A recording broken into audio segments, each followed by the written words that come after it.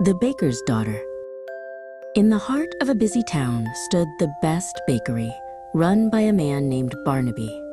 "Fresh bread, fresh rolls, buy them all," he would shout, but he always charged too much. Barnaby's daughter, Millie, helped him every day. She loved the smell of yeast and sugar, but she also loved the clink of coins. Barnaby had taught her, more coins, more happiness. One chilly morning, an old woman named Alara shuffled into the shop. "Excuse me, Baker Barnaby," she whispered. "Could you spare a tiny piece of dough? Just enough to bake a small bun?" Barnaby frowned. "A tiny piece? That's barely worth my time, but fine, if you insist on such a small transaction."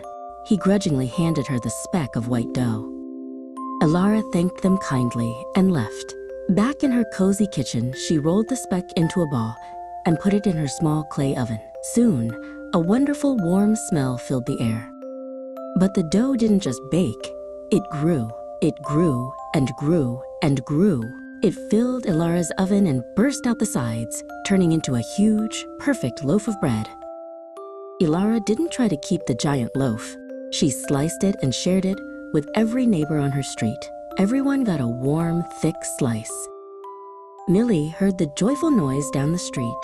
She peeked out her bakery door and saw the enormous loaf. "Daddy, look," she gasped. "That tiny speck made a giant loaf. We must ask her secret." Barnaby rushed to Alara's door. "That dough, I want more. I'll buy a whole batch from you," he demanded. Alara smiled softly. "The secret is not in the dough, Baker Barnaby. It's in the giving." Barnaby and Millie went back to the bakery. From that day on, they still sold their loaves, but they always kept an extra basket by the door. "For anyone who needs a little kindness," said Barnaby. And every single loaf they baked was delicious.